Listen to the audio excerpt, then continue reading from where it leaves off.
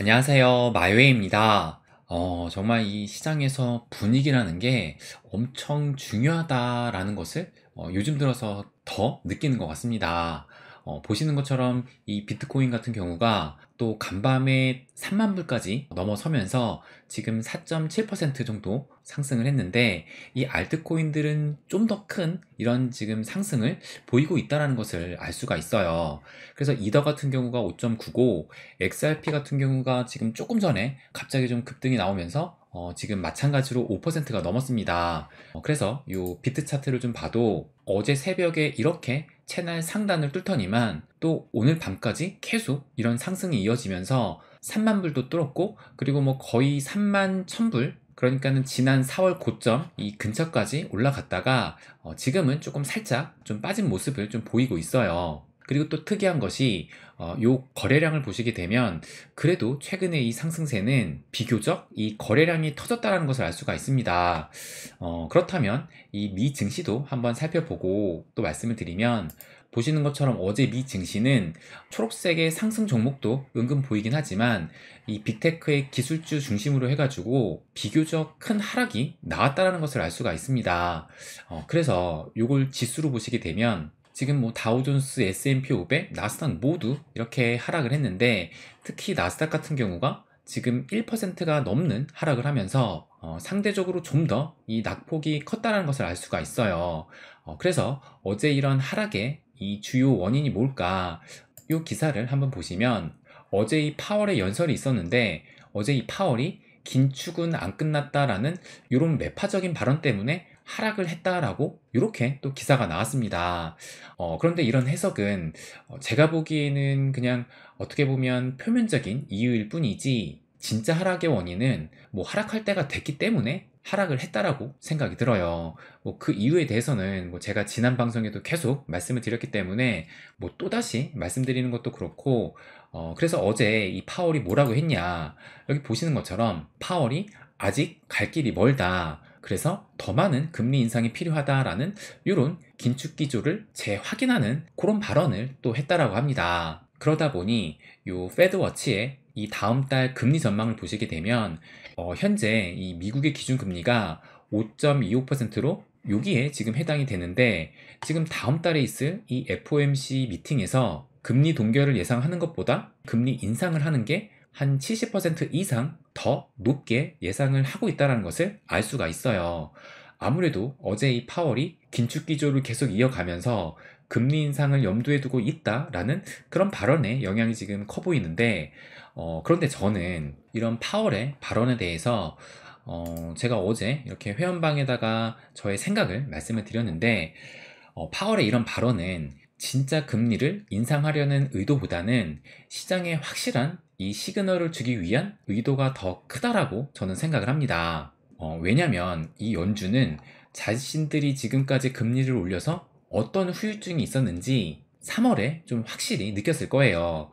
그게 바로 은행 사태였습니다. 그래서 그때 이 지역은행들이 하나씩 하나씩 이 뱅크런이 발생이 되면서 그 근본적인 원인이 바로 금리 인상이었어요. 그래서 이 금리 인상을 또 너무 가파르게 하다 보니까 이 반대로 이 채권 가격은 하락을 하게 됐고, 또 그에 따라서 이 은행들의 자산들이 그 가치가 하락이 되면서 또 그 융통할 수 있는 그 현금이 부족해지는 사태가 발생이 됐어요. 그래서 지금 이 연준은 이 금리 인상에 대한 후유증이 크다는 것을 느꼈을 것이고, 그리고 더구나 이 은행 사태를 겪은 후에 또 한 차례 더 금리 인상을 지금 해왔기 때문에 앞으로 더 금리를 올리는 것에 대해서는 더욱 부담스러울 수밖에 없다라고 생각을 합니다. 그리고 제가 이것도 첨부를 했는데, 지금 현재 이 미국의 CPI를 보시게 되면 작년 하반기 이후로 이렇게 고점을 찍은 이후로 지금까지 그래도 계속 이 기울기가 이렇게 좀 떨어지면서 인플레가 그래도 좀 잡혀간다라는 신호를 지속적으로 또 보이고 있어요.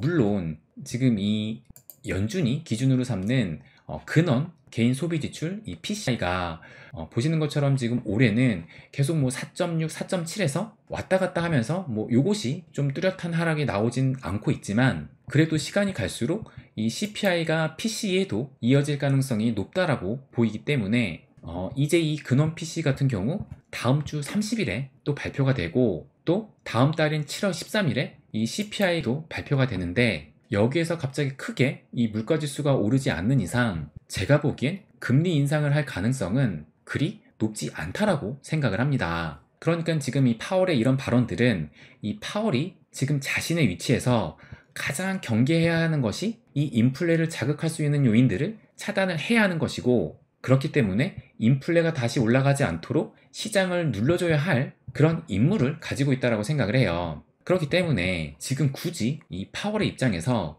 금리 인하라든지 금리 동결의 시그널을 전혀 줄 필요가 없다라고 생각이 들어요.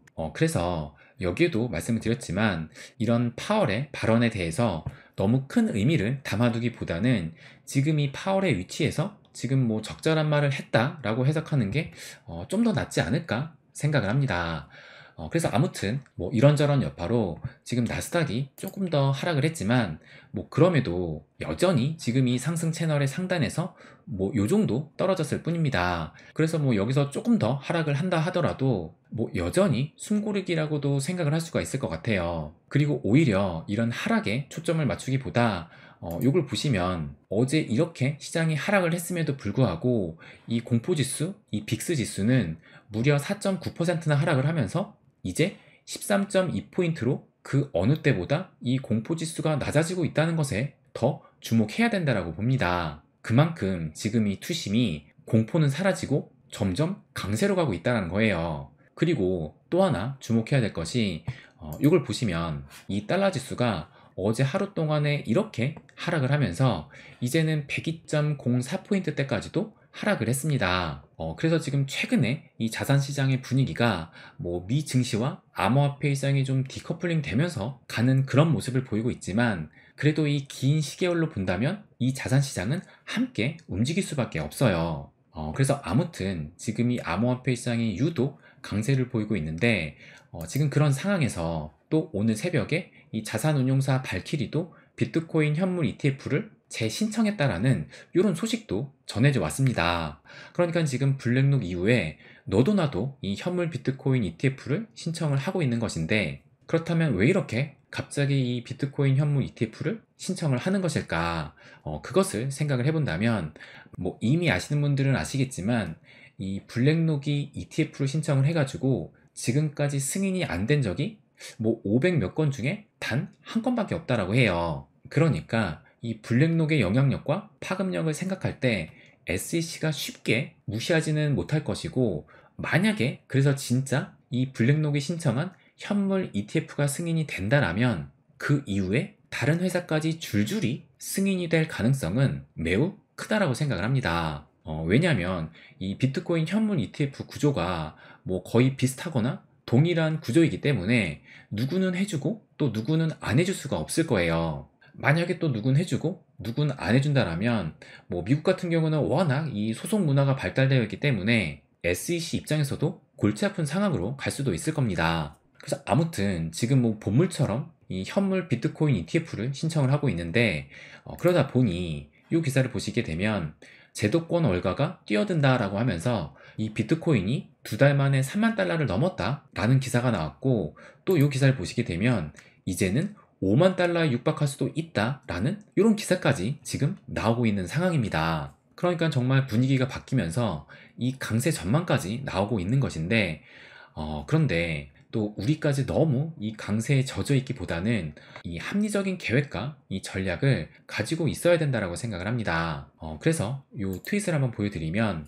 이 인컴샤크가 이 차트를 지금 첨부를 하면서 뭐라고 얘기를 했냐면, 이 비트코인이 장기적으로는 여전히 강세이며 장기적으로는 여전히 2024년에 4만 달러 또는 그 근처를 이 개인적으로 예상을 한다라고 해요. 그런데 그것이 어떻게 일어날지, 그러니까 어떻게 갈지는 아무도 모른다고 이야기를 합니다. 그러면서 어쩌면 상승만 할 수도 있고, 만약 나쁜 소식이 있으면 20K까지 하락할 수도 있고 천천히 갈 수도 있습니다 라고 이렇게 얘기를 했어요. 그래서 이 첨부한 차트를 보여드리면 지금 며칠간 이 상승으로 이렇게 상승을 했지만, 여기에서 이제 앞으로 뭐 이렇게 해서 상승을 하게 될지, 아니면 좀 전에 말한 것처럼 이렇게 20K까지 떨어졌다가 이렇게 상승을 하게 될지, 여기 써 있는 것처럼 어떤 일이 일어날지 그 누가 알겠어요. 그러니까 앞으로 이렇게 갈지 아니면 이렇게 갈지는 그 누구도 장담을 할 수가 없습니다. 그런데 분명한 건 뭐 이렇게 가든 결국엔 여기로 간다라는 거예요. 그렇다면 우리는 여기에서 이렇게 갈지 이것을 신경 쓰기보다 여기만 보고 가는 것이 더 성공할 확률이 높다고 저는 생각을 합니다. 오히려 여기보다 지금 여기에 더 신경을 쓰게 되면 현재 지금 가지고 있는 것도 털릴 수도 있다라고 봐요. 그래서 이렇게 가든 이것을 신경 쓰기보다 결국에 여기를 갈 것이다 라는 이것에 초점을 맞춰야 된다라고 생각을 합니다. 그리고 또 하나의 요 트윗을 보여드리면 지금 이 비트코인의 반감기가 대략적으로 한 315일 정도 남았다라고 얘기를 하면서 역사적으로 이 비트코인 반감기는 강세장의 촉매제였습니다라고 이렇게 또 얘기를 합니다. 그래서 요 또 첨부한 차트를 보여드리면 여기가 지금 반감기이고 그리고 각각 첫 번째 반감기, 두 번째 반감기, 세 번째 반감기에 이 비트코인 흐름을 또 보여주고 있어요. 그래서 지금 현재 우리가 여기에 위치해 있는데 그렇다면 먼저 이 과거의 이 반감기를 앞두고 나서 지금 위치에서 얼마나 상승했는지 그것을 보게 되면 지금 보시게 되면 이 초록색이 이 첫 번째 반감기를 앞두고 비트코인의 그 흐름을 보여주는 건데 보시게 되면 이 위치에서 비트코인이 상승을 해가지고 대략적으로 지금 여기 보시면 2배의 상승을 했다는 것을 알 수가 있고 그리고 두 번째 이 반감기를 앞두고 나서는 이 위치에서 반감기 때까지 3배의 여기 보시는 것처럼 3배의 이런 상승을 보였다는 것을 또 알 수가 있어요. 그리고 또 지난 마지막 이 반감기 때를 앞두고 나서는 이 위치에서 반감기 때까지 이 가격이니까 그러니까 뭐 거의 반감기 때 제자리인 가격을 보였다라는 것을 알 수가 있어요. 그러니까 뭐 정확하게는 0.81배 올랐다고 하니까 오히려 지금의 가격보다 이 반감기 때 살짝 더 떨어졌다라는 겁니다. 그런데 또 중요한 것은 이 반감기 이후에 그 상승률이 어떻게 됐느냐 또 그것도 확인을 해보면 일단 이 첫 번째 반감기가 지나고 나서 무려 360배가 상승을 했고 그래서 이 고점을 찍었을 때가 대략적으로 한 1년이 지난 그 시점에 360배 상승을 했습니다. 그리고 이 두 번째 반감기 때는 보시는 것처럼 반감기 그 이후로 68배가 상승을 했고 그 시점은 대략적으로 1년이 좀 지난 한 1년 6개월 정도 된 시점에서 또 고점을 찍었어요. 그리고 또 지난 반감기 때는 반감기 이후로 8배 상승을 하면서 이때의 시점도 대략적으로 1년 6개월 지나서 이렇게 고점을 찍었다는 것을 알 수가 있습니다. 그렇다면 지금 시점에서 다음 반감기를 내년 4월 정도로 예상을 하고 있는데 그럼 내년 반감기까지 얼마가 되고 또 반감기 이후로 얼마나 상승을 할까? 요것을 좀 보수적으로 제가 한번 계산을 해볼게요. 그래서 보수적으로 계산을 하니까 지금 우리가 여기에 있지만 내년 4월에 반감기 때까지 이때와 마찬가지로 뭐 거의 상승을 하지 않아서 비슷한 가격이다 라고 생각을 해본다면 지금이 대략 비트코인이 한 4천만 원 정도 하니까 내년에도 4천만 원 정도로 좀 보수적으로 생각을 하고 그렇다면 또 마지막 사이클에서 8배가 상승을 했지만 이번에는 4배가 상승을 한다라고 한다면 4천만 원에서 4배가 오르니까 대략 1억 6천만 원의 이 비트코인 최고 가격을 예상을 해볼 수가 있을 거예요. 그리고 또 지난 역대 최고 가격이 한 8천만 원 정도였기 때문에 앞으로 1억 6천만 원까지 오른다라면 이전 전고점 8천만 원에서 2배가 또 오른 것입니다. 그러니까 보수적으로 봤을 때 그렇다라는 것이고 그리고 비트코인이 이렇게 상승을 한다면 뭐 모든 알트는 아니겠지만 일부 알트들은 더 큰 상승을 또 기대할 수가 있을 거예요. 그래서 지금 우리가 여기에 위치해 있다고 한다면 앞으로 한 2년에서 한 3년도 채 남지 않았다고 생각을 할 수가 있습니다. 그러니까 지금 우리한테 남아있는 시간은 2년에서 3년이라는 거예요. 그런데 분명한 것은 이 대중들은 이때 이렇게 엄청 상승할 때 진입을 하게 될 겁니다. 그렇다면 우리는 대중이 들어오는 이때 탈출을 해야 되고 그러기 위해서는 지금 현재인 지금부터 준비를 해야 된다고 생각을 합니다. 그런데 지금부터 준비를 하는 게 아니라 이때 마찬가지로 돈 싸들고 들어오게 된다라면 그냥 똑같은 대중이 되는 거예요. 그래서 또 마지막으로 말씀을 드리면 앞으로 남은 한 2년에서 3년 동안에 내가 어떻게 준비하느냐에 따라서 진짜 부자가 되느냐 아니면 대중으로 남느냐가 결정될 것이라고 생각을 합니다. 네, 그럼 오늘은 여기까지 하겠습니다. 항상 제 이야기 끝까지 들어주셔서 감사드립니다. 부자가 되는 길, My Way.